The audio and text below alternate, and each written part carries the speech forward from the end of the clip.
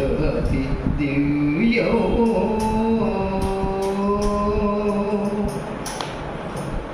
నామ సంకీర్తనమే ఘన సాధనం బాబా నామ స్మరణం సదా దివ్యాతి దివ్యో నామ సంకీర్తనమే ఘన సాధనం బాబా నామ స్మరణం సదా దివ్యాతి దివ్యో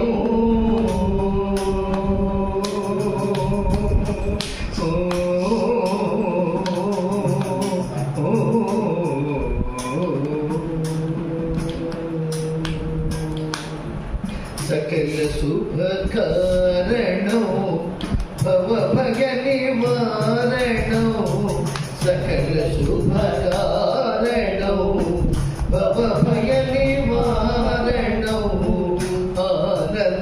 ఆనందదాయకో ఐశ్వర్యకారకో ఆనందదాయకో ఐశ్వర్యకారకో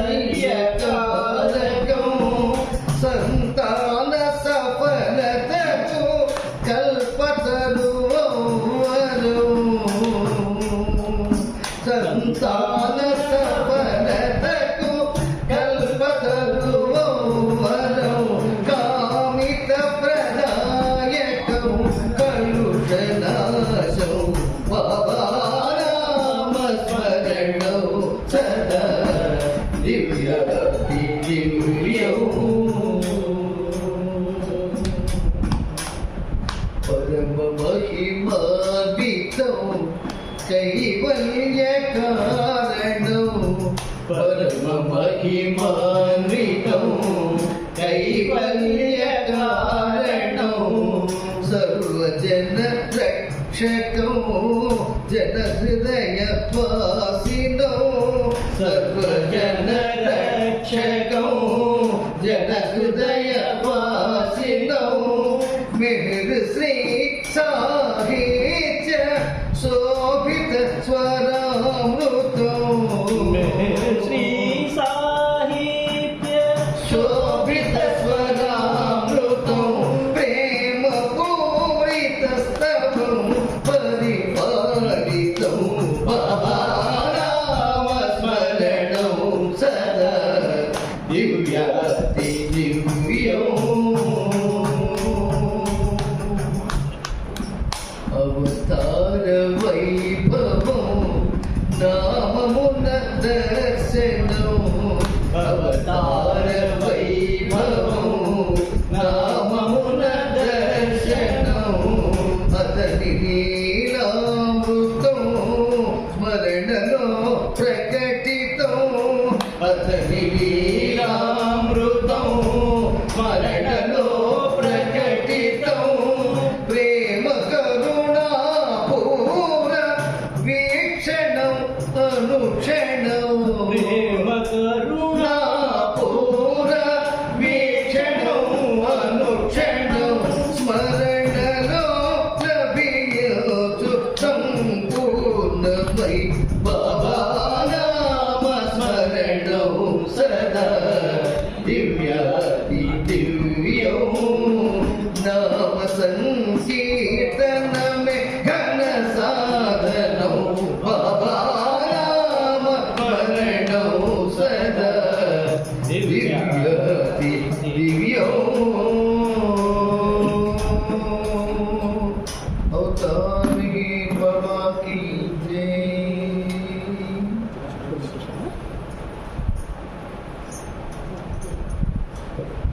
अवतार मेहर बाबा की जय। अवतार मेहर बाबा की जय। अवतार मेहर बाबा की అందరికీ జై బాబా. కొంచెం బాబా వచ్చేతో ఈరోజు ఇప్పటివరకు మనం ఆయన కీర్తిస్తూ సంకీర్తన చేసుకున్నాం. ఇప్పుడు 8 గంటల వరకు మన సీనియర్ ద్వారా బాబా ఏం చెప్పిస్తారో చెప్తాం. 8 గంటల వరకు. ఆ తర్వాత మనకి అనౌన్స్మెంట్స్ ఉన్నాయి. ఎందుకంటే మనకి వచ్చే ఆదివారం నాడు మన కేంద్రం వార్షికోత్సవం ఉంది కాబట్టి అనౌన్స్మెంట్స్ అవన్నీ మాట్లాడకూడదు కాబట్టి ఈరోజు టైం కొంచెం తక్కువ అవుతుంది.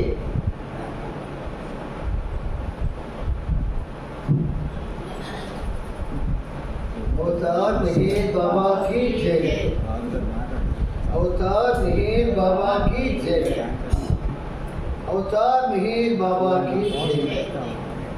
16 వచ్చాయని వాల్యూమ్స్ మేఘ ప్రభు చరిత్ర 16 వచ్చాయా? మరి రాలేదా? మేఘ ప్రభు చరిత్ర 16 జై బాబా.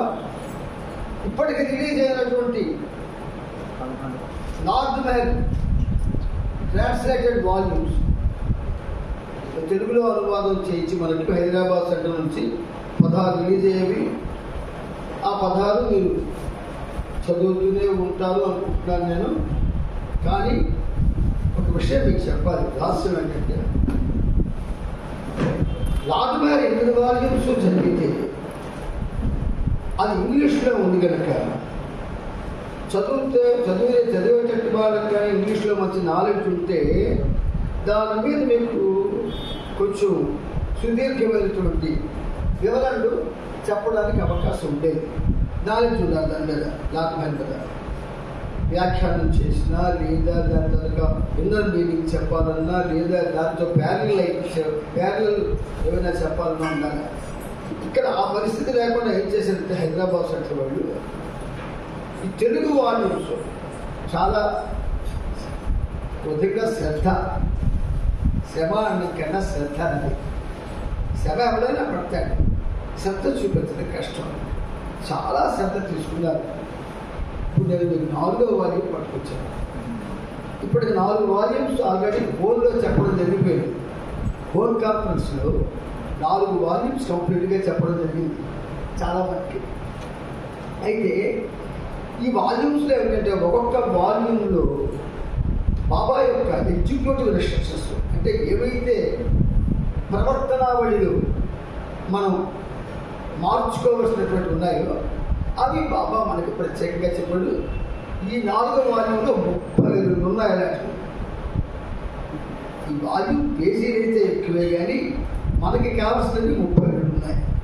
ఆ 32 మనం చెప్పుకోవచ్చు. అయితే ఏమిటంటే మరి నాకు భగవంతుడు ఎక్కువగా రావడానికి అవకాశం లేకుండా చేస్తాడు. కాళ్ళు ఎదగొడుతున్నాడు. ఏది లేకపోతే రాలేమో ఆ పరిస్థితి కల్పిస్తున్నాడు. అయినా బాగలేదు. మనం చెప్పుకున్నాం. మనం ఒక విధంగా ఇది ఎందుకు బాబా చేస్తున్నాడో నాకైతే తెలియదు. కానీ మనకి ఏదైతే బాబా గురించి తెలుసునో అనుకుంటున్నామో అదంతా కూడా తెలియని దాంట్లో సమానం అయిపోతుంది. ఆయన చెప్పినటువంటి అద్భుతమైనటువంటి ఆ విషయాన్ని అవగాహన చేసుకుని కొంచెం రోజంతా కష్టపడరా నాయన అంటే అక్కడ కష్టంగానే ఉంటారు. నేను 1 గంట కష్టపడరా సెంటర్కి వచ్చి అంటే అలాగే అంటే కదా. ఇది కూడా మనం ఆ విధంగానే తీసుకోవాలి. ఇప్పుడు మనకి బాబా చెప్పినటువంటి ఒక మెసేజ్, ఫస్ట్ మెసేజ్ జై బాబా మనం చెప్పుకుంటున్నాం.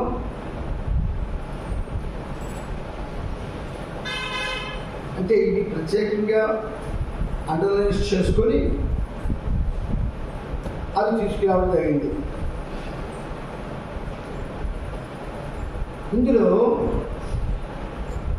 1291వ పేజీ మేఘ ప్రభు చరిత్ర 4వ వాల్యూమ్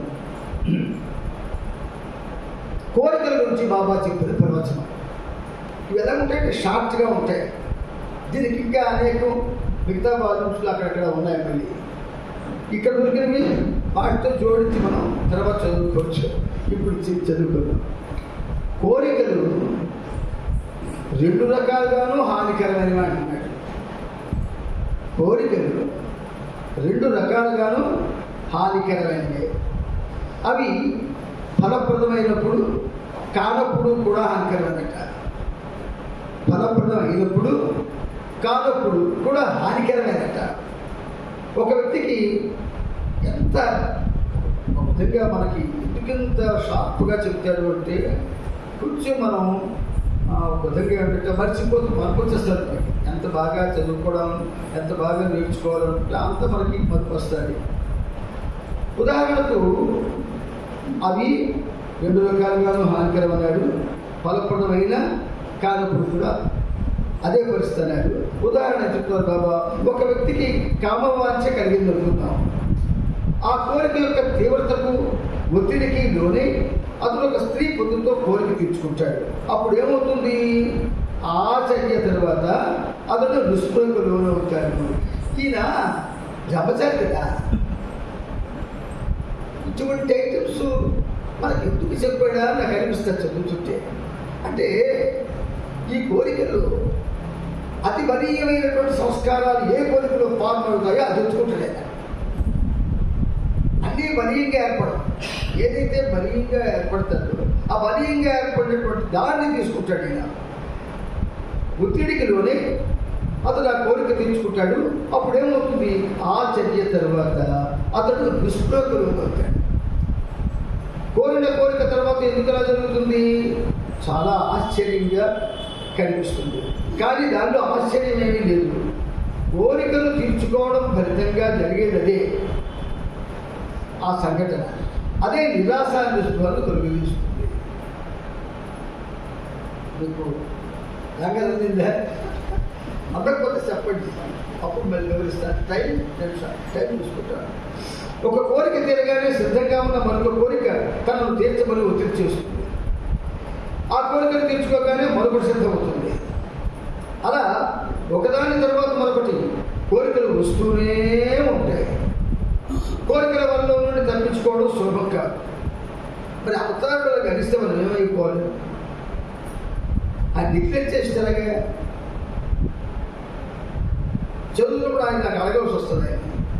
అవును, నువ్వు అవతార కృష్ణుడి, మరి కోరికల వల్ల తప్పించుకోవడం సులభం కాదని నివేదిస్తే మరి నీరు కారిపోవా? సద్గురువులు మాత్రమే వారి భక్తులు శిష్యుల యొక్క కోరికలను నాశనం చేయగలరు. సద్గురువులు మాత్రమే వారి భక్తులు శిష్యుల యొక్క కోరికలు నాశనం చేయగలరు. సద్గురువుల కృపాదృష్టి ఎవరిపైన ప్రశస్తుందో వారి కోరికలు నాశనం అవుతాయి. ఇప్పుడు ఇక్కడ అన్నవాళ్ళు అవసరం సద్గురు దృష్టి పడింది ఏంటి? పడింది అనుకోగా చెప్పండి. దుఃఖం రాదా? ఇన్నేళ్ళు ఎక్కడ 1960 నుంచి కార్యక్రమం జరుగుతుంటాయి. ఎక్కడ ఏ సద్గురు దృష్టి పడింది? ఎవరి మీద పడింది? పడితే అవతార దృష్టే పడాలి. పడిందో మనకు తెలియదు. అంటే ఒక విధంగా మనల్ని ఎంత ఫోర్స్తో ఆయన చెప్పే విషయంలో ఉండి ఆ విధంగా జీవితాన్ని గడపడానికి ఆయన జాగ్రత్తలు తీసుకుంటాడో చూడండి. సద్గురుల కృపాదృష్టి ఎవరిపైన ప్రశస్తుందో వారి కోరికలు నాశనమవుతాయి. అయితే ఇక్కడ చిన్న విషయం మీకు చెప్పడానికి నేను సాహసిస్తాను. కోరిక కలగకుండా మనం చేసుకుంటాం. సామాన్యంగా చెప్తాను మీకు. స్వీట్ అంటే చాలా ఇష్టపడి రోజు తింటున్నాడు. అది తిండిగా తిరిగి షుగర్ కంప్లైంట్ వచ్చింది. ఏం చేస్తాడు? ఎలా తెలుస్తున్నాడు? ఇవాళ షుగర్ కంప్లైంట్ అని రిపోర్ట్ వస్తే నువ్వు వెంటనే మానేస్తున్నావు. అంటే కోరిక మానుకోగల శక్తి వల్ల ఉంది. దాని ఒక బలీయమైనటువంటి కారణం మనకు కావాలి. అలాగే అన్ని కోరికలు బలీయమైన కారణం కావాలి. నాకు ఇష్టం కదా. అదంటే వ్యాధి కాబట్టి, షుగర్ వ్యాధి కాబట్టి నువ్వు మన్నాడు మారుస్తావు, లేకపోతే చచ్చిపోతావు భయపడుతుంది. అలాగే అన్ని కోరికలు మారుస్తావా? మారి ఆయన మనం ఎలా టికెట్ చేస్తున్నాడు చూడండి.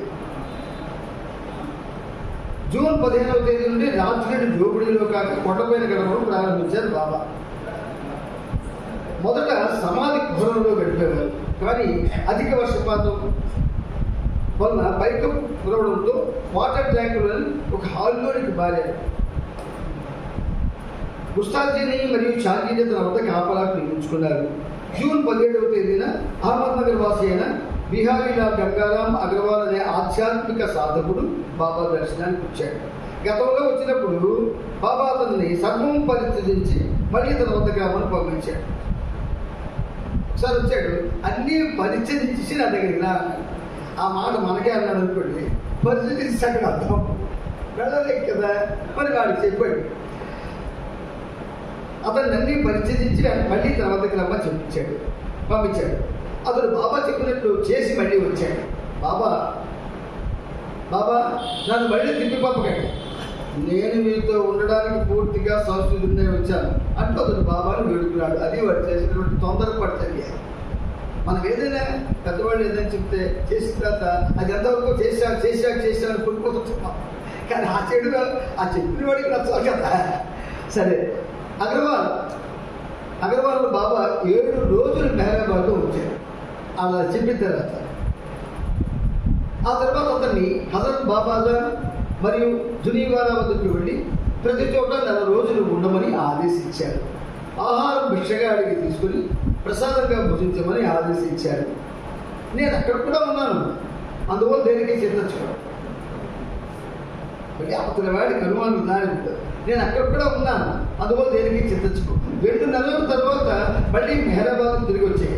నా జోపిడిలో 2 మాసాలు నేను ఏకాంతంగా ఉంచుతాను. ఆ ఏకాంత సమయంలో కేవలం పాలు మాత్రం తాగి ఉపవాసం చెయ్యాలి అన్నారు. అగర్వాల్ అందుకు అంగీకరించి జూన్ 23వ తేదీని హజరత్ బాబాజాన్ వద్దకు వెళ్ళాడు. అంటే ఈయన ఈ డైరెక్షన్స్లో వాడిని మోల్డ్ చేస్తాడు. ఆయన ఆ మాటలతో మోల్డ్ చేస్తాడు, ఆ చర్యలతో మోల్డ్ చేస్తాడు. జూన్ 22వ తేదీన కామాన్ని జయించడం గుర్తిన చర్చలో భాగంగా మండలి వారికి బాబా ఈ క్రింది ఉపమానం చెప్పాడు. అక్కడేమో ఒక వ్యక్తి, ఇక్కడ మండలి. ఒకసారి శక్తికి కామానికి పోరాటం జరిగేది. ఎంత బాగా చెప్తారు, శక్తికి కామానికి పోరాటం జరిగేది. శక్తి ఓడిపోయింది. అప్పుడు మనస్సు రంగంలో దిగింది. శక్తి ఓడిపోయింది, మనస్సు రంగంలో దిగింది. మనస్సుకు కామానికి భీకర పోరాటం జరిగింది. మనం ఊహించుకోవాలి. ఊహించుకుని గొప్ప ఎంతో ఆనందాన్ని అనుభవిస్తాం. శక్తికి కామానికి భీకర పోరాటం జరిగింది. శక్తి ఓడిపోయింది, మనస్సు రంగంలో దిగింది. మనసుకి కామానికి భీకర పోరాటం జరిగింది. మనస్సును ఓడించడం అంత తిరిగేది పని కాదు. అయినా ఆఖరికి మనస్సు ఓడిపోయింది. కామం వేగింది. శక్తి ఓడిపోతే, మనస్సు ఓడిపోతే అంత భయంకరమైన దుఃఖం పెట్టేందుకు అరిషత్తులకు ఎవడు పెట్టింది? శరీరం ఎవడు పెట్టింది? మనం పెట్టుకున్నా కాదు కదా. జన్మతా వచ్చినట్టు చేశారు కదా. మరి అంత భయంకరమైన ఉంది, మా ఎందుకు పెట్టాడు అని అడగొద్దా? అడిగారు గట్టిగా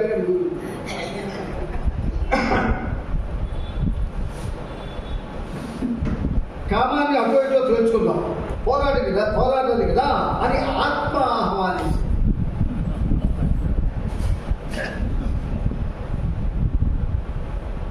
ఆ పోటీ మరి వ్యాఖ్యలు బాబా మ్యాచ్ అన్నారు. కానీ ఆ పోటీలో కామం పూర్తిగా ఓటమి పాలి. శక్తి ఓడిపోయింది, మనస్సు ఓడిపోయింది. ఇక్కడ మధ్య ఎవరు దానికి తగ్గదంటే ఆత్మ దిగిపోయింది రంగంలో. ఆ మ్యాచ్లో కామం పూర్తిగా ఓటమి పాలైంది. మళ్ళీ ఆత్మతో ఇప్పుడు ఇక పోరాడడానికి దేవులే విధంగా ఓడిపోయింది. అంటే ఆత్మశక్తి గురించి మనకి బాబా ఇక్కడ ఒక ప్రత్యేకమైనటువంటి ఉదాహరణ చెప్పారు. ఇదంతా ఉదాహరణ అంతా ఆత్మ యొక్క శక్తి చెప్పడానికి. ఏదో పాట పాడేందుకు ఆత్మ చెందేందుకు మీ ఇద్దరు పాడిన పాటలో ఆత్మ వచ్చినట్టు కదా. సరే, అయితే ఈ ఆత్మశక్తి మన ఆత్మ అసలు అదే కదా శక్తివంతమైంది, అదే కదా భగవంతుడు. Almost all form of almighty కదా. కాకపోతే దాన్ని ఆయన ఏం చేశాడు? గాడ్ స్పీచ్లో బిందు ఆత్మ అన్నాడు. దానికి అల్పమైన పేరు పెట్టాడు, బిందు ఆత్మ అని. అంటే వీడికైతే కనబడదు కానీ ఓహో బహుశా నీటి గుట్టంత ఉంటుంది అనుకుంటాడు ఆత్మ. కానీ నీటి గుట్టంత ఉండదు. అది ఆల్మోస్ట్ ఆల్ ఆయన ఎంత శక్తి సంపన్నుడో అంత శక్తి ఆత్మ ఉంటుంది. కాబట్టి జాగృతి అది కావాలి. మనం అనుకుంటాం మనం జాగృతి కావాలనుకుంటాం, ఆత్మే జాగృతి కావాల్సింది. అంచేత ఇది మనకి ఒక సందర్భంలో వచ్చిన మెసేజ్. ఆ తర్వాత మనకి బాబా ఏం చేశారు అంటే, మీకు ఎందుకుగా నేను అక్కడక్కడ ఈ నోట్ చేసుకొని మీకు చెప్పడంలో ఉద్దేశం ఏంటంటే, కొన్ని మనకి ఖచ్చితంగా తెలిసి తీరాలి, తెలుసుకోవాలి. ఆత్మవత్ సర్వభూతాన్ని ఉంటుంది శాస్త్రం చెప్తారు. అదే అనిజ ఉంటుంది అంటారు. మరి అనిజ ఉంటే అది శక్తి లేకపోతుంది. మన అందరిలో ఆత్మలు ఉన్నాయి. అవన్నీ ఒక్క ఆత్మ యొక్క భాగాలైనా సర్వాత్మ యొక్క భాగాలే కదా. ఆ మహాసముద్రం యొక్క నీటి బిందువులే కదా. మరి దాంట్లో ఉన్నటువంటి క్యారెక్టర్ సముద్రం యొక్క క్యారెక్టర్ ఉంటుందా, లేకపోతే వేరే క్యారెక్టర్ ఉంటుందా? సముద్రం క్యారెక్టర్ కింద మరి ఆ సముద్రం క్యారెక్టర్ అనేది ఈ మాత్రంలో ఉన్న ఆ మహాశక్తి యొక్క ఆ క్యారెక్టర్ ఈ మాత్రం ఉన్న దాన్ని మనం కానీ జాగ్రత్తలు చేసుకోగలిగితే బాబా నామంతో అది కేవలం నామస్మరణకు మాత్రమే జాగ్రత్త అవుతుంది ఆత్మ. ఎందుకు ఇక్కడ పడుకుంటున్నాను నేను మీ అందరిలో ఉన్నాను. I'm leaving this body to eternally the hearts of my lovers అన్నానండి. నా బేబీ హృదయాల్లో శాశ్వతంగా నివసించడం కోసం నేను ఈ దేహాన్ని విడిచిపెడుతున్నాను అన్నాడండి. మరి లోపల ఉన్నవాడు ఏడున్నాడు బండి దానికి, నాకు ఒక చెడ్డ అలవాటు ఉంది, నేను అందులో నిద్రపోతూ ఉంటాను, నా స్మరణతో నువ్వు నన్ను లేపాలా అన్నాడు. అసలు ఆ థాటే మనకు ఉంటుందా లేదో నాకు తెలియదు. తెల్లవారులాగానే మొట్టమొదటి నాయన నీ స్మరణ నేను ఈ రోజంతా చేసి నాలో ఉన్నటువంటి నిన్ను నేను జాగ్రత్త చేయాలి. నిన్ను జాగ్రత్త చేస్తే తప్ప నాకు ఆత్మ జాగృతి కలగదు అని మొదటి మాట అనుకుంటే, దానికి ఏది ముందు అంటే రెమెడీ ఏమిటంటే నామస్మరణ కనుక నామస్మరణ చేస్తామన్నప్పుడు కదా. లేకపోతే చెయ్యం. అంటే నామస్మరణ అనేది మనం చేస్తుంది కాదు, ఇప్పుడు మనసరి చేసేది, మనకి బాబా చెప్పేది కాదు. ఆది నుంచి కూడా నామస్మరణకి అత్యంత ప్రాధాన్యత ఉంటుంది. బాలుడు 7 ఏళ్ళు గ్రహాలను మనకి అతడు వాడి జీవితాంతా తండ్రికి చెప్పాడు. ఆ తండ్రి పోనీ అల్లా తప్పే కావాడు. అది శివభక్తుడు, శివుడి వల్ల వరాలు పొందినవాడు. వాడికి ఏడు చెప్పడు. అక్కడ పోయి శివకేశ్వరులు భేదం పెట్టాడు. గప్పత్తుగా ఉంటాయి మనం అందుకే బాబా ఆయన మనకి చాలా సవిస్తరంగా చెప్పాడు అనమాట. సరే, ఒక టాపిక్ మనం ముందు చెప్పుకున్నాం, ఇప్పుడు మరొక టాపిక్ పెడతాం. బాబా ధూలియా వెళ్ళే ఆ ధూలియాలు ఏం చేశారంటే చాలా ఆసక్తికరమైన సందేశాలు ఇచ్చారు. అంటే మనం అందులో ఇన్వాల్వ్ అయితే తప్ప ఆనందాన్ని పొందలేం. పాటలో ఇన్వాల్వ్ కాకపోయినా ఆనందాన్ని పొందలేం. అంచేత అందులో మొట్టమొదటి సేయింగ్ ఏమిటంటే బ్లిస్, దివ్యానందం చెప్పారు. ఇది ఖచ్చితంగా మనం తెలుసుకొని కొంచెం ఒకసారి మనం అంటే మీకు పేజీ 1899 మొదటి 1891 ఇది 1891, ఇప్పుడు 1897 సారీ 98. బాబా ఎంత చక్కగా మాట్లాడతారు చూడండి. అంటే ఆయన ఇంగ్లీషు ట్రాన్స్లేట్ చేసినప్పుడు కూడా హైదరాబాద్ సెంటర్ కూడా చాలా జాగ్రత్తలు తీసుకున్నారు. ఎందుకంటే నార్త్ భారత్ పక్కన మనం చూస్తే చాలా జాగ్రత్తలు తీసుకున్నారు. నిజంగా చెప్పాలంటే విశ్వం అంతటా ఆనందమే ఉన్నది. ఆనందం బ్రహ్మానందం, ఆనందం బ్రహ్మానందం, నిత్యానందం పరమానందం అంటున్నారు కదా. అది విశ్వమంతటా అదే ఉందంటున్నారు బాబా. విశ్వమంతటా నిజంగా చెప్పాలంటే అదే ఉన్నది. అంతటా ఉన్నది ఆనందమే. ఎవరికి అసంతృప్తి ముఖాలు, విచారమైన ముఖాలు రకరకాలుగా మనం ఆనందం ఉంటాం కదా. అంటే అప్పుడు ఆనందం మనకు గుర్తుకు రాదా? విశ్వమంతా ఆనందం ఉందని బాబా అన్నారు. అది గుర్తుకుంటే మన మొహమ విచారంలో కానీ ఇంకొక అంది కదా. అందుకే నవ్వుతూ ఉండమంటాడు బాబా. ఆయన నవ్వుతూ ఉంటాడు కదా, మనల్ని నవ్వుతూ ఉండమన్నాడు. ఆ నవ్వుతూ ఉండడంలో కిటికీ ఏంటంటే విచారం రాదు. ఏడుపు రాదు, బాధ రాదు, అలసట రాదు, అవసరం రాదు, ఏది రాదు. అది ఉంటే అంచేత బాబా అంటారు అంతటా ఆనందమే ఉన్నది. ఆనందమే, కానీ అజ్ఞానంలోని మానవాడి దానిని అనుభవించలేదు. మళ్ళీ ఇక్కడ అలాంటి సెంటెన్స్ చెప్తాడు. మరి అజ్ఞానంలో ఉన్న మానవాడి దాన్ని అనుభవించలేదని నువ్వు తేల్చిస్తే నేను అనుకో ఏ ప్రయత్నం చేస్తాను, ప్రయత్నించినట్టు చేస్తాను. అజ్ఞానంలో ఉన్న మానవాడి అనుభవించలేదు నువ్వు కన్ఫర్మ్ చేసిస్తే మేము ఎవరితో చెప్పుకోవాలి, మళ్ళీ నీతో చెప్పుకోవాలి. దయచేసి కన్ఫర్మ్ చేయి, మేము ప్రయత్నం చేస్తాం, కన్ఫర్మ్ చేసిస్తావా మాకు. అంచేత మానవాడి అజ్ఞానంలో ఉన్నారు కాబట్టి అనుభవించలేదు, అనుభవిస్తాం, కన్ఫర్మ్ చేసేవాడు. ఎందుకనగా ఆనందాన్ని అనుభవించడం ఎలా అనేది ఈ మానవాడికి తెలియదట. ఇది మళ్ళీ కన్ఫర్మేషనే, రెండో కన్ఫర్మేషన్. ఎందుకు తెలియదు? అందరూ హ్యాపీగా ఉంటున్నారు ఏమ్మా, అందరూ హ్యాపీగా ఉంటున్నారు కదా. ఒకవేళ ఏదైనా ఇంకో భావం వచ్చినా ఆ హ్యాపీనెస్లోనే వస్తుంది మనకి, ఏదైనా రాదు కదా. ఎందుకు బాబాలో వస్తుంది కాబట్టి మనకి ఆనందంలోనే ఏదైనా వస్తుంది, ఏ భావం అయినా. అంచేత ఇది ఆయన కౌంట్ చేయడం లేదు, వేస్తే చెదగొట్టిస్తాడు. కాబట్టి బ్రతిమని అంటున్నాను, ఆయన కన్ఫర్మ్ చేస్తే నువ్వే చేసిస్తారుగా. యువపర్సన్ బట్టి నువ్వు కన్ఫర్మ్ చేసి నీకు పరిగ్రహాలు నువ్వు పాడడానికంటే వాడికి ఏం పాడతాడు, నువ్వు పరిగ్రహాలు మాట్లాడడానికంటే వాడికి ఏం మాట్లాడతాడు. అందుకే ఆయన రిక్వెస్ట్ చేస్తున్నాను. సో ఈ మానవాడికి తెలియదు, ఆనందాన్ని అనుభవించడం ఎలాగో తెలియదు. విశ్వమంతా అనంతమైన దివ్యానందం నిండి ఉంది, డివైన్ దృశ్యం ఉంది అంటున్నాడు అంతటా కూడా. మరి డివైన్ దృష్టి ఉన్నప్పుడు డివినిటీ కూడా ఉంటుంది కదా. డివినిటీ లేకుండా డివైన్ దృష్టి రాదు కదా. డివినిటీ అంటే ఆయన, డివైన్ దృష్టి ఆయనదే.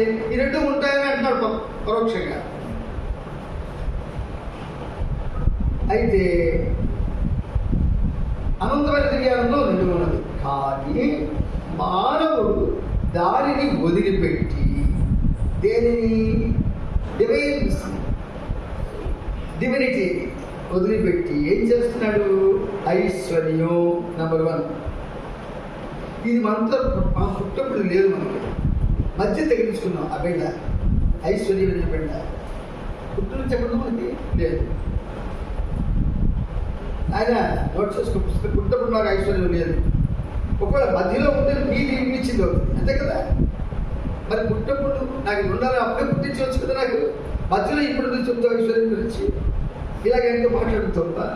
కాదు కదా, రైతే కదా. అంచేత ఏమిటి? ఐశ్వర్యం, సంపదలు, పేరు ప్రఖ్యాతులు, 3 పెట్టేయండి. ఐశ్వర్యం, సంపదలు, పేరు ప్రఖ్యాతులు. ఐశ్వర్యం అంటే 2 రకాలు ఉంటుంది. తాతలు బాగా సంపాదిస్తే మనవుడు ఆయనతో పుట్టాడు అనుకోండి, ఆల్రెడీ ఎస్టాబ్లిష్డ్ ఐశ్వర్యం ఉంటుంది, స్థిరపడిన ఐశ్వర్యం ఉంటుంది. మరి వాడు వద్దునుకుంటే వాడికి వచ్చేస్తుంది. వాడు ఐశ్వర్యం పుట్టుతో ఐశ్వర్యం ఉంటుందా లెక్క కదా. అంటే ఇది సెపరేట్ ఫ్రమ్ ఎర్నింగ్ నుంచి అది వేరు చేయబడుతుంది. ఐశ్వర్యం, సంపదలు అంటే వీడు గడించుకుంటుంది. ఆ ఐశ్వర్యాన్ని ఉపయోగించి ఏదైతే ఆ తాతల నుంచి సంక్రమించిందో ఆ ఐశ్వర్యాన్ని ఉపయోగించి సంపదలు వీడు సంపాదిస్తాడు. సంపదలు అంటే మీరు చెప్పగలరు, అందరికీ తెలుసు ఏంటి. కాబట్టి ఇక ఈ ఐశ్వర్యం, సంపదలు 2 చేకూరు పేరు ప్రఖ్యాతులు. మన పేరు ప్రఖ్యాతులు ఏం చేస్తే మన పేరు ప్రఖ్యాతులు వస్తాయి? పేరు ప్రఖ్యాతులు వచ్చేటటువంటిది ఒక్క దానికి ఎక్కడైతే మనకి పేరు ప్రఖ్యాతులు ఎదుగుతుంటే ఒక్క స్పిరిచువల్ ఫీల్డ్లోనే పేరు ప్రఖ్యాతులు రాదు. మిగతా అన్ని ఫీల్డ్లో పేరు ప్రఖ్యాతులు వస్తాయి. స్పిరిచువల్ ఫీల్డ్లో ఎవడు కూడా పేరు ప్రఖ్యాతుల కోసం దేవుడి దగ్గరికి రాడు. అబద్ధమా? స్పిరిచువల్ ఫీల్డ్లో పేరు ప్రఖ్యాతుల కోసం దేవుడి దగ్గరికి ఉంటాడు. మరి అది స్పిరిచువల్కి మరో సైడ్ ఉన్నది. అంచేత ఇవి ఇచ్చే తాత్కాలికమైన అశాశ్వతమైన ఆనందం కోసం వీడు తాపత్రయపడతాడు. అసలు మనం అంటే మనం ఆలోచించుకో మన గురించి. అందరికి వెళ్ళిన కార్యం వస్తుంది కదా, మాట్లాడుకున్నా మీకు పేరు నెంబర్ చెప్పారు కదా, ఒక రాసేసి ఆలోచించండి. బాబా ఎంత టికెట్ చేసి మాట్లాడుతున్నాడు. తాత్కాలికమైన అశాశ్వతమైన ఐశ్వర్యం, సంపదలు, పేరు ప్రఖ్యాతులు, వాటికి సంబంధించిన ఆనందం కోసం తాపత్రయపడుతున్నారు అంటే ఇది మనం అందరూ ఒప్పుకుంటాం. అందరూ ఒప్పుకుంటారు. మీరందరూ సైడ్ కూడా ఒప్పుకుంటే ఒక్కరి క్లాస్ చేయరా విషయం మన ఫ్యామిలీ కదా అందరికి లేవు. ఒప్పుకుంటున్నామనంటే దానికోసం ప్రయత్నించి మనం అదంతా ఆరాటానికి కంటే లోనైతే ఒప్పుకుంటున్నాం. ఆ ప్రయత్నం దానికోసం ప్రయత్నమే లేనప్పుడు ఆయన అనలేదు. మరి ఆయన దాంట్లో వారసమైనటువంటి మనం అంటే ప్రయత్నించడం అంటే ఎలా ప్రయత్నిస్తాం మనం? ఆయన సమక్షంలో ఉంటూ ప్రయత్నించడానికి ప్రయత్నిస్తామంటే అందుకే కదా మరి. అలాగే అంటే అంత అటువంటి స్టైల్లో ఎవరైనా ఉంటే ఉండదని నేను అనుకుంటున్నాను. అలాగే ప్రయత్నిస్తారని నేను అనుకో. అయితే ప్రయత్నించకపోయినా బాగులాడతాం. రాగులాట వస్తేనే ఇక్కడ ప్రయత్నం చేస్తాం. అంటే ఫస్ట్ స్టెప్ రాగులాట, ఆ తర్వాత ప్రయత్నం చేస్తాం. అంటే ఈ లెవెల్తో బాబా మనతో జస్ట్ ఈ మనతో ఆడుకుంటాడు, గమ్మత్తుగా అంటాడు. అయితే ఇది ఏమంటున్నాడా? అవన్నీ భ్రాంతి. మళ్ళీ భ్రాంతి అని అనేసాడు కదా. అలాగే ఉన్నవాటిని వదులుకోం కదా. మనకి ఆల్రెడీ ఉన్నవి అవి భ్రాంతి కాబట్టి నాకెందుకు పాలిస్తాడు? పాలలేదు కదా, ఉంచుకుంటాడు. నువ్వు భ్రాంతి రావాలి, నేను పాలినది అనుకున్నాను కాబట్టి అది భ్రాంతి అన్నాడు. ఇంకా ఏమంటాడు మరొక మాట? మాయా జనితాలు అంటాడు. ఈ భ్రాంతి మాయా గురించి సపరేట్గా మళ్ళీ డిస్కషన్స్ వేరే మళ్ళీ మెసేజెస్ పేరా చెప్పాడు. దాన్ని కూడా అర్థం చిన్న విషయాలు చెప్తారు. అయితే గమ్మత్ ఏంటంటే వీళ్ళు తీసుకొస్తారు ఇక్కడ మళ్ళీ గుర్తుంచలేదు, డిస్కషన్స్లో మేము ఉటంకించలేదు. ఇక్కడ దీనికే లిమిట్ చేసి వీళ్ళు మళ్ళీ ట్రాన్స్లేట్ చేశారు. అయితే బాబా అంటున్నారు అవన్నీ భ్రాంతి, మాయా జనితాలే, అయినా మానవుడు వాటి వెంటనే పరుగుతున్నాడు. ఇది నిజమేనా? వాళ్ళందరికీ ఏమన్నారక పరుగుతుంది. నిజం కాదమ్మా, మనం ఆయన ప్రేమను అనుభవిస్తున్నాం. అంటే కొంచెం విషయం చెప్పాలి. సెంటర్కి వచ్చినా రాకపోయినా ఇంట్లో ఉన్నా మనం బాబా ప్రేమను అనుభవిస్తున్నాం. ఏమో బాబా ప్రేమ అంటే ఏమిటి? అందులో అనుగ్రహం ఉంటుంది కదా, అనుగ్రహం ఉంటుంది కదా, ప్రక్షాళన చేస్తాం కదా, ఉండకుండా ఉంటే తీసేసేస్తారు కదా. మనం ఎలా ఒప్పించుకుంటారుగా ఒప్పుకోకూడదు.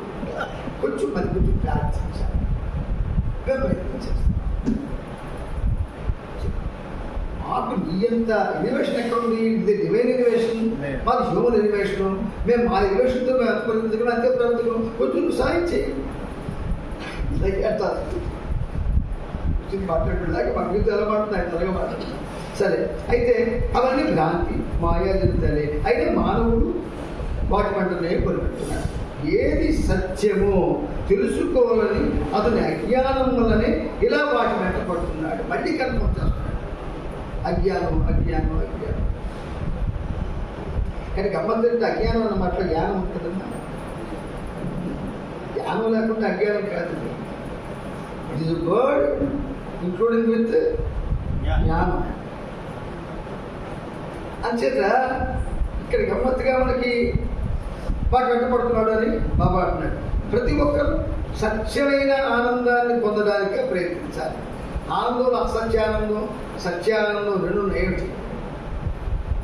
అసత్యానందం అనుకుంటుంది, సత్యానందం అనుకుంటుందమ్మా.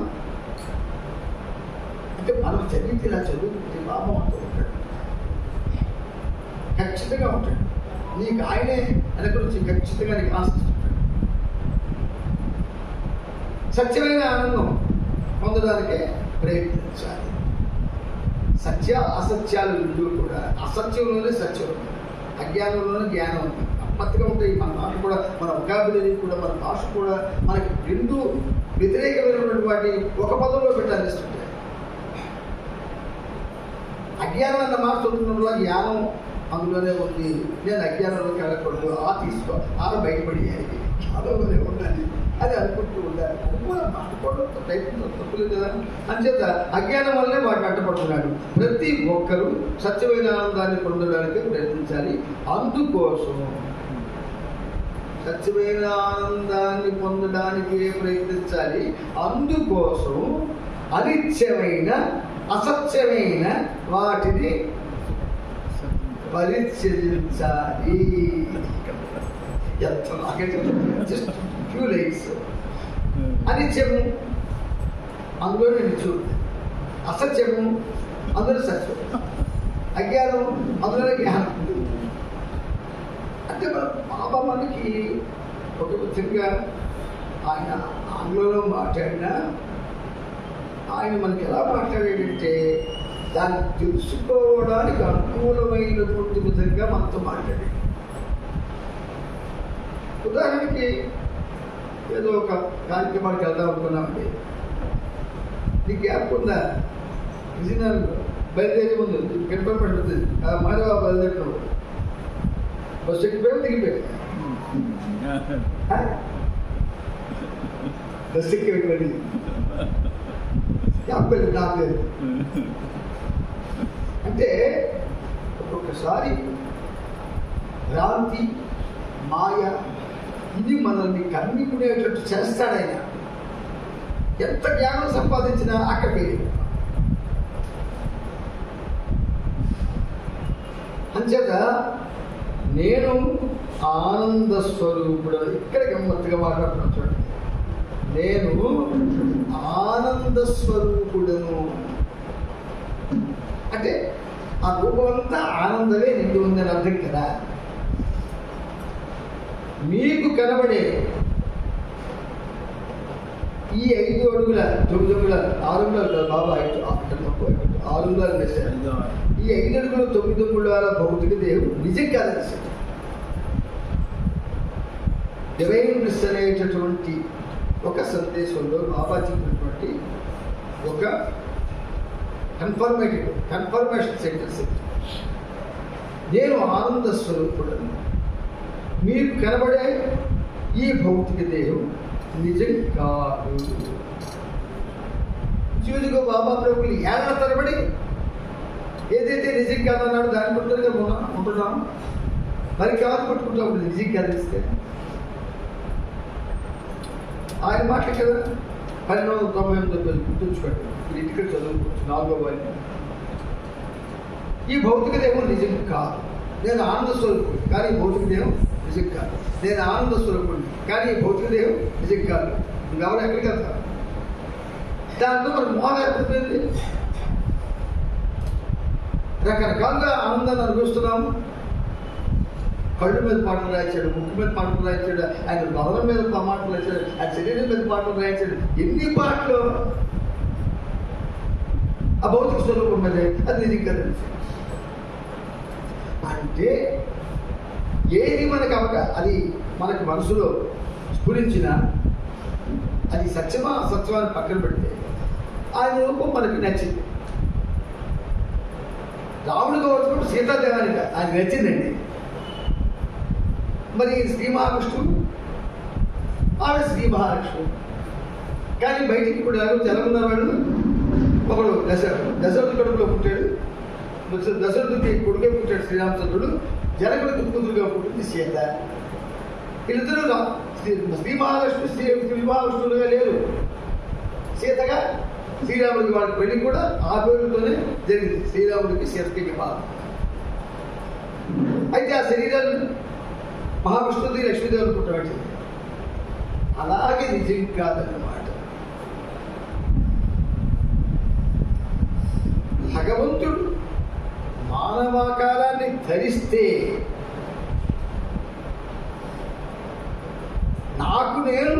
నన్ను నేను సృష్టించుకుంటాను అంటాడు భగవద్గీతలో. నన్ను నేను సృష్టించుకుంటాను అంటాడు. సృష్టించుకోవడం అంటే లేనిదేనా? లేనిదే కదా సృష్టించడం. మరి లేనిది నీకు సృష్టించి నీకు ఒక అద్భుతమైన దాని మీద ఒక మోహాన్ని తగిలించాడు. మనకి పురాణాలతో చదివితే ఆ మహావిష్ణువుని ఎంతమంది ప్రేమించారో, ఈశ్వరుడు కూడా మహావిష్ణువుని ప్రేమించాడు స్త్రీ అవతారం ఇస్తే. అంటే ఆ మాయా మోహం అంత బలీయంగా ఉంటుంది మనకి. మరి ఇది మనల్ని ఎలా పట్టిస్తుందంటే పూర్తిగా మనల్ని సొంతం చేసుకుంటాం. లేకపోతే మనంత జాగ్రత్తగా కూర్చుంటామో అంత జాగ్రత్తగా వెళ్తామా? మనకి టైం చాలా ఇంపార్టెంట్. అయినా ఏం పెట్టున్నాం అంటే బికాస్ ఆఫ్ దట్ ఆయన వదిలిపెట్టినటువంటి తెలియని మోహం. లేకపోతే అలా రాస్తారండి, ఎవరి మెహరు బాబా ఎంతంతగాడో. చిన్నగా వచ్చేసాడు అక్కడ జీవోడి గాడు పెట్టి, ఎంతందగాడో అవని ఈతని సాటి అందగాడున్నాడా. మళ్ళీ ఇంతగా మళ్ళీ జీవోడి తీసుకుంటే జీవుడి గాడు మరి ఎక్కడ లేదన్న తత్వం వచ్చేటట్టుగా గప్పట్టుగా ఆయన వాయిద్యంలో కూడా ఏదైతే చెప్పాడో అది ఆ పాటలో ఉండేటట్టుగా చేస్తున్నాడు ఆయన. సరే, నేను ఆనంద స్వరూపుడను మీకు కనబడే ఈ భౌతిక దేహం నిజం కాదు. అయితే మనం ఎలా ఉండాలి? అది అవసరమైన మూల్యంగా అది ఆ రూపం దాచాడు. కానీ అందులో ఎవరున్నారు? పరాత్పర పరబ్రహ్మ ఉన్నాడు కదా. అయితే పరాత్పర పరబ్రహ్మ మీద నువ్వు కాన్సన్ట్రేట్ చేస్తావా, వేరే బాబా మీద కాన్సన్ట్రేట్ చేస్తావా? ఇది నిజం కాదంటే మరి ఆయన మాట ఆయన విధేయుడిగా ఉండాలంటే దేని మీద మనం కాన్సన్ట్రేట్ చేయాలా? ఒకప్పుడు దీని మీద పెద్ద డిస్కషన్ దగ్గర అయ్యారు. నువ్వు దేని మీద కాన్సన్ట్రేట్ చేస్తావు?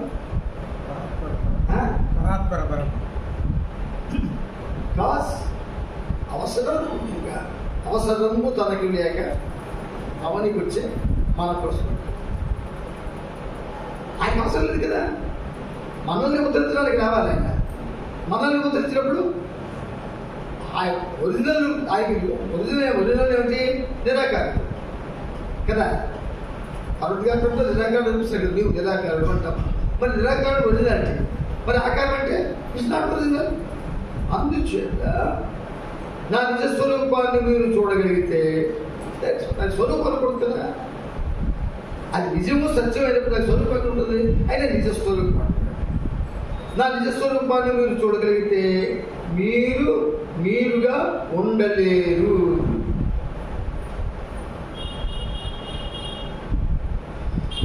పరిమితమైన మానవ మనస్సు ఆ సచ్చిదానంద స్థితిని దేశమాత్రమైన అవగాహన చేసుకునేటప్పుడు ఒకసారి చదువుతుడు బాధేస్తుంది. అన్నీ మనకి నెగటివ్గానే మాట్లాడుతున్నాడు. ఒకటి పాజిటివ్గా మాట్లాడలేదు పాప. దేశమాత్రమైన అవగాహన చేసుకోలేదు. అనంత శక్తి జ్ఞానానందాల ఆ స్థితి, అనంత శక్తి జ్ఞానానందాల ఆ స్థితి మనస్సుకు అతీతమైనది. మన మనస్సు ఏం చేస్తుంది? దాని పట్టులో మనం పట్టుకుంటాం. మనం ఏది చదివినా, ఏది పాడినా, ఏది రాసినా, ఏది ఆలోచించినా ఉదాహరణ ఉంది డైరెక్ట్ కంట్రోల్ ఆఫ్ మైండ్. అతీతమైనది ఆ అనంత శక్తి జ్ఞానానందాల ఆ స్థితి మనస్సుకు అతీతమైనది. అది నిర్వికల్ప స్థితి. దానికి వికల్పం ఉంటుంది. స్టాండర్డ్ శాశ్వతం. నేను భగవంతుడను అని ప్రకటించే స్థితి. ఇప్పుడు ఆ స్థితి అందులో నేను భగవంతుడిని అని మనకి ఆయన ప్రకటిస్తూ ఉన్నారు మనందరికీ. ఎవరి హృదయానికి మనకి I'm god in human form. ఆ స్లోగన్ అయింది కదా, అయిందేనా? ఎందుకన్నాడు? I'm god in human form. I'm god in human form.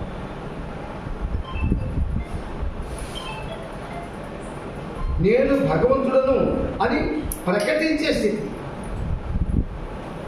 నిర్వికల్ప స్థితి అనగా పరమాత్ముని అనంత ఆనంద స్థితి.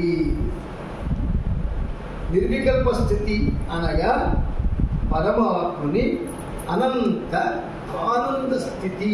ఈ పదాలు, ఈ టెర్మినాలజీ మనం ఖచ్చితంగా గుర్తుంచుకోవాలి. లేదా అలానే గ్యాప్ కూడా భగవంతుని అనంత చైతన్య స్థితి అనుకోవాలి. అంత పేరేంటి, ఎంత అద్భుతంగా చాలా మాట్లాడతాడు. మనకి ఈ మాటతో సంబంధం లేదు. ఒక విధంగా చెప్పాలి అంటే ఆయన ఏదైనా చేస్తే ఒక్కరు చేసి వస్తుంది డైరెక్ట్గా చెయ్యడు. ఆయన చేయడు, సద్గురుడికి చేయడు. ఒకడు ఈనాడు మనం పడుతున్నాము, అవతాడు బట్టి వీళ్ళంతా పడుతున్నారు అని ఏ సద్గురు లివింగ్ సద్గురు ఎవడో ఉన్నాడు అనుకోండి, ఉన్నారు 5 సద్గురు ఉన్నారు కదా, లివింగ్ సద్గురు. అందులో ఎవరికైనా పాపం బాబా బాబా అని 50 తరగతి చచ్చిపోతున్నారు. అందరూ చిన్న సాయం చేద్దామంటే వీళ్ళు లేదండి, ఆయనకి అధికారం లేదు, మళ్ళీ బెనిఫిట్ ఇవ్వాలి. ఆయన ఇప్పుడు ఆయన రూలింగ్ ఏ సద్గురు ఇంతకీ రావడానికి వీలు. అంచేత ప్రతి ఒక్కరూ, అయితే మళ్ళీ ఒకటి చెప్పాడు చూడండి, ప్రతి ఒక్కరూ ఈ స్థితిని పొందడం నిశ్చయం. పొందుతారు. సూర్య గారు ఒకసారి మాట అన్నాడు, ఆ పాటలకి జ్ఞాపకం వస్తాయి. అవునండి, 84 lakhs ఇన్కార్నేషన్స్ అయిపోతే అలాగే మనకి ఆత్మతో అయిపోతాం కదా. మరిదికి బాధ ఆగే జీవిస్తే పోరా.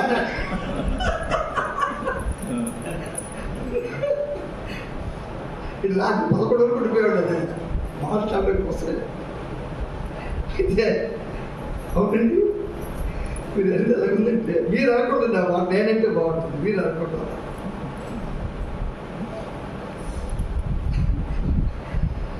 ప్రతి ఒక్కరూ ఈ స్థితిని పొందడం నిశ్చయం. ఆ స్థితిని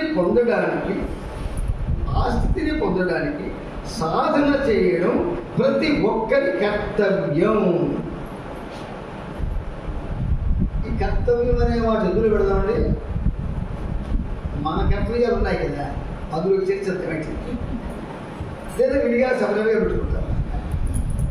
అది మనలో ఇదంతా సామాన్య మహామేధ చాలా ఆలోచిస్తారు. మన నిత్యకృత్యాలు ఉన్నటువంటి కర్తవ్యాలు ఇది ఒకటే నేటి ఆ మందులో కనిపిస్తాయి. కొంచెం ఆలోచిస్తారు. ప్రతి ఒక్కరూ ఈ స్థితిని పొందడం నిశ్చయం అంటున్నాడు. ఈ స్థితిని పొందడానికి సాధన చేయడం ప్రతి ఒక్కరి కర్తవ్యం అంటాడు. అంటే ప్రతిరోజు దీని గురించి మనం ప్రత్యేకంగా ఆలోచించి నేను ఇది పొందవలసి ఉండగా, ఇది నిశ్చయం నాకు అవ్వాల్సి ఉండగా నేను అది పొందకుండా ఇలా ఉంటున్నాను అని అనుకోరు కదా. ఎక్కడ అనుకుంటాం మనం? అంత తీరికి మనకి అంత తీరికి ఆయన మనకు అవకాశం కూడా ఇవ్వలేదు. ఈరోజే భగవదైక్యాన్ని పొందవచ్చు. ఈరోజే భగవదైక్యాన్ని పొందవచ్చు. మనసు పోతే, భ్రాంతి పోతే, ఉన్నది ఆయనే అన్నటువంటి అవగాహన చేస్తే ఈరోజే భగవదైక్యాన్ని పొందవచ్చు. ఈరోజు కాకపోతే రేపు పొందరు. ఈరోజు కాకపోతే రేపు పొందరు. కొన్ని సంవత్సరాల తర్వాత పొందవచ్చు. మనకి తెడుతున్నాడో పొగుడుతున్నాడో తెలియదు. మన పరిస్థితిని మన చేతిలో పెట్టి నువ్వు తిట్టుకుంటావో పోగొట్టుకుంటావో చూసుకోవాలంట. ఒక విధంగా మనం చాలా అడ్వాన్స్ చేసి వచ్చిన తర్వాత ఇలాంటి మనకి ఎదురవ్వడం ఒక విధంగా సమస్య. అయితే ఒక్కటే దీనికి మనం చేసిన పని ఏమిటంటే మనం చాలా మంచి పని, మెసేజ్ చాలా పని. నేను మీకు ఇంతే చదివాను. అందువల్ల ఏం చేయాలి? 2 విషయాలు నేను చెప్తాను. ఒకటి, ఈ స్వరూపం నిజం కాదు, మాయ. ఇంతవరకు మనందరికీ దీని మీద చాలా మోహం పెరిగిపోయింది. తెల్లవారితే బాబా ఫోటో దగ్గరికి వెళ్ళిపోతారు అంతే. మరి ఆ మోహం ఎలా పోతుంది? ఆయన ఖచ్చితంగా చెప్పాడు కదా. మరి ఆ మోహం మనకి ముందు తగ్గాలి. తగ్గాలంటే చేయాలా? అక్కడికి వెళ్ళి నువ్వే చెప్పావు ఈ స్థితి నీది కాదు అని, నిజం కాదు అన్నావు. కాబట్టి నేను మోహం పెంచుకున్నాను. నువ్వు నన్ను చూసుకున్నప్పుడే నన్ను బాబాలవరుగా నేను ఎవరుగా అసలు ఎవరిని కావాలి నేను, కానీ ఒకవేళ నేను ఎవరుగా నన్ను నేను అనుకొని నేను ఎవరుగా చేసావు కదా నన్ను అంటే నాకు మొదట ఆ విషయం చెప్పుకుంటే అప్పటి నుంచి ప్రయత్నించుంటే ఇప్పటికి ఈ మోహం నాకు పోనేమో. ఇప్పుడు బాగా వయసు మీరు పోయి ఎస్టాబ్లిష్ అయిపోయారు. ఎక్కడ ఎస్టాబ్లిష్ అయినా భగవంతుడిగా అంతరాలలో ఎస్టాబ్లిష్ అయిపోయాడు. అక్కడ అవ్వకూడదు, ఇక్కడ అవ్వచ్చు. ఎవరైనా ఒక సాధువు కనిపించినా లేదా ఒక పెద్ద ప్రవచనకారుడు కనిపించినా మనం ఎందుకు వెంటనే వాడికి స్టూప్ అయిపోతున్నాం? What is the reason? Stoop అయిపోయే లక్షణం మనలో ఉంది. దొరికిపోతాం. అది పోవాలి. నీ ప్రభు అన్నప్పుడు నేను కాదు ఈ శరీరాన్ని కాదంటే నువ్వు నేను అలాగే అవుననుకుంటాను. ఆ రైట్. మరి ఇవాళ నన్ను తింటాను చేయకు. నువ్వు నిజం కాదు, నేను నిజం కోసం చెప్తాను, నాకు సాధించు. ఆయన అన్నాడు కదా, ఆయన మాట కదా, ఇది నిజం కాదు అన్నాడు కదా. ఈ భౌతిక దేహం నిజం కాదు అన్నాడు. కాబట్టి నువ్వు నిజం కాదన్నాడు కాబట్టి నీతో నా సంబంధం ఇప్పుడు తగ్గిస్తాను. నిజమేదో చెప్పుకుంటాను, నిజం కనిపించట్టు అన్నారు కదా. ఇట్ రైట్, మన హక్కు. ఈ నేళ్ళు అయిపోయింది, ముసలైపోయాం. రేపోయినాడు యమధనం వచ్చి రా అనిపించేస్తాడు. మరి ఇప్పుడైనా ఆయన మరి గట్టిగా అడగకపోతే ఎలాగవుతుంది? అడగాలి కదా. అయితే అలా చేస్తే ఏదైనా ప్రయోజనం ఉంటుందో అది మనకు అనవసరం. ఇది నిజం కాదన్నా కాబట్టి ముందు నిజమేమిటో తెలుసుకోవడానికి ప్రయత్నం చేద్దాం. ఆయనకి మనం చెప్పాలి. మోహం చూసుకున్నాం, ఆయన పెంచుకోమని చెప్పలేదు. చెప్పాడండి బాబు మనకి, ఆయన మీద మోహం పెంచుకోమని చెప్పాడు నాన్న, చెప్పలేదు. మనమే మోహం పెంచుకోవాలి. ఇప్పుడు ఎలా కట్ చేసిస్తాం? కట్ చేయాలి. కట్ చేయకపోతే మళ్ళీ రెడ్డి వచ్చి మొదలు అది జరగడం మనకి మాత్రం. మనకే అంటే మన బాబా పెరిగి అని జరుగుతుంది. ఎందుకంటే కొన్ని వేల ప్రోగ్రామ్స్ కండక్ట్ చేసి కొన్ని వందల మందిలో బాబా దేవుడు మనమే ఎస్టాబ్లిష్ చేశారు. ఇంకా కన్ఫర్మ్ చేసి వాళ్ళ బుద్ధి బాబా మాత్రమే దేవుడు అని చెప్పారు. ఆయనే మీరు ప్రార్థించాలి అన్నా. మరి ఇప్పుడు సరిగ్గా మనకు లేదంటా అనుకో. మనం ఆయన ఏదైతే నిజం కాదన్నాడో ఆ నిజం కాని దాన్ని సత్యంగా తెలుసుకొని నిజాన్ని గ్రహించి నిజం తెలిసిన తర్వాత అది చెప్పాలి. మనం అంటే జరిగిపోతాయండి. అది ఆగం. జరగవలసినవి జరిగి తీరుతాయి. కానీ ఆయన ఒక విధంగా చెప్పాలని ఒక ఆప్షన్ ఇచ్చాడు, అవకాశం ఇచ్చాడు. దానికోసం ప్రయత్నం చేద్దాం. ఈ పేరా చెప్పుకున్నాను కూడా మళ్ళీ నెక్స్ట్ వీక్ పేరా చెప్పుకున్నాను. మీ అందరికీ నా రిక్వెస్ట్ ఏంటంటే ఒకసారి చదవండి. 4వ వాల్యము మీకు 2 పేజీలు చెప్పాను కదా నేను. ఒకటి 1291, రెండవది 1298. దానికి దీనికి 7 పేజీలు తేడా. చదవండి. చదివితే మీకు ఏమవుతుందంటే చదివినప్పుడు నాకు రిక్వెస్ట్ ప్రశాంతంగా చదవండి. ఇప్పుడు నేను ఎలాగైతే మీకు చెప్పాడో అవన్నీ గ్యాప్ ఉంచుకొని చదవండి. ఆయన మరి ఏదో మాకు దారి అని అడిగాడు. అవతార బాబాకి ఇచ్చేది